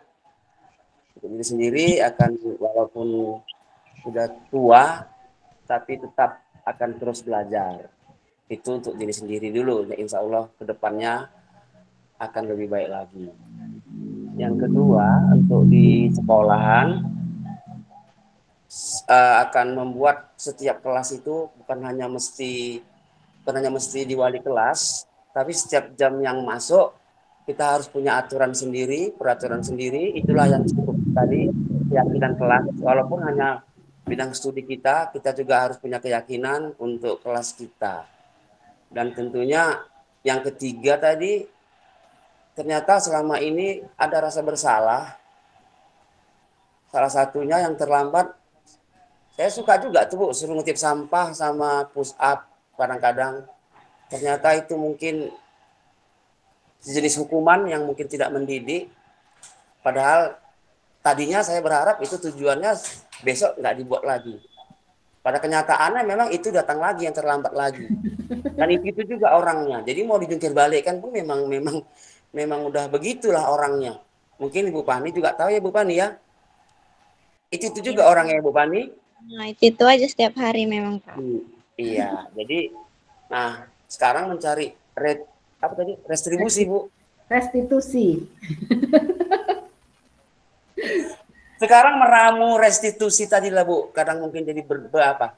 Kita kan kayaknya ada langkah-langkah tertentu yang akan kita buat. Ya, jadi kalau restitusi tadi, kalau kita susun bersama atau pribadi, mungkin tantangannya akan menyebabkan susah ya Bu ya, karena anaknya tadi dihukum aja udah seperti itu, apalagi cuma restitusi. Tapi insya Allah mungkin dengan restitusi mereka akan lebih apa ya, mungkin lebih sayang, lebih menghargai diri sendiri. Itu Bu. Nah kalau masalah perasaan Bu, perasaan saya hari ini seperti berbunga-bunga ya Bu ya. Melihat kata Ibu tadi, cantik-cantik Ibu Romansi, Ibu Pani, Ibu Adriana, Pak Rum yang makin ganteng malam ini, apa Bu Pina. Jadi memang malam ini penuh bunga-bunga lah Bu. Jadi bunga-bunganya malam ini keluar semua. Jadi kalau saya perhatikan memang malam ini karisma dari guru-guru SMA Serampa keluar Bu. Tepuk tangan dong Bu untuk guru SMA Rampa Bu. Oke, terima kasih banyak Bapak. Sebagai penutup malam ini saya mengucapkan terima kasih banyak Bapak Ibu atas kesediaan waktu menyamai kita bersama malam ini. Ini adalah tugas dari saya untuk mensosialisasikan ke sebanyak mungkin komunitas mengenai budaya positif. Sehingga saya mulai dari sekolah saya terlebih dahulu seperti itu. Ya, Bapak Ibu, di akhir kita akan melakukan foto bersama. Mohon buka kamera, Pak Damir, silahkan. Kita menggunakan gaya apa ya? Asal jangan gaya bebek ya Bapak Ibu. Oke, saya ini ya Bapak Ibu ya. Gaya bebas atau gaya resmi dulu ya? Kita gaya resmi dulu ya. SMA 1 Serampa. Oke, siap Pak Damir, Bu Aprianti. Oke, ya. 1, 2.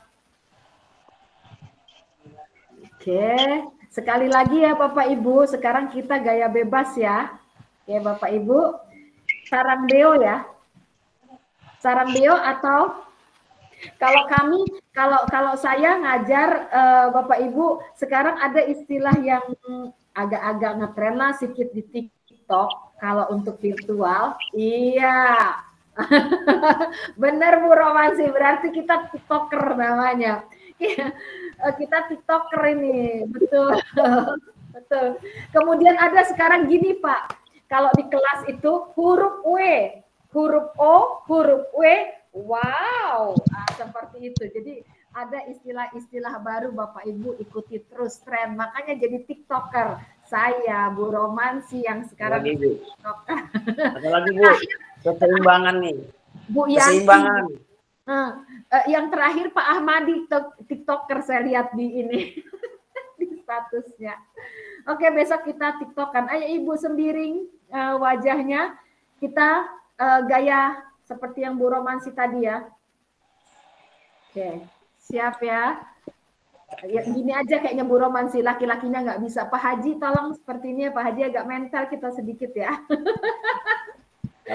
Oke, room 1, 2, Ibu sembiring 1, 2. Oke, terima kasih Bapak Ibu. Saya akan share kemana nih ya foto kita ya.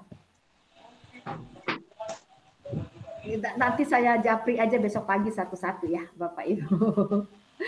Oke, terima kasih banyak Bapak Ibu.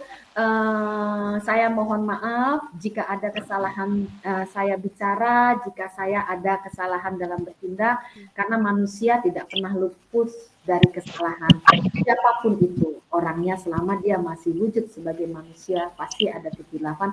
Dan sekali lagi tidak ada kesengajaan saya, baik perkataan maupun perbuatan saya.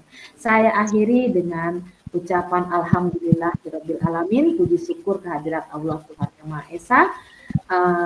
Saya akhiri dengan wassalamualaikum warahmatullahi wabarakatuh. Selamat malam, salam sejahtera bagi kita semua. Oke, bye Bapak Ibu. Saya izin matikan recordingnya ya Bapak Ibu. Nanti silakan Bapak Ibu nanti bisa menonton di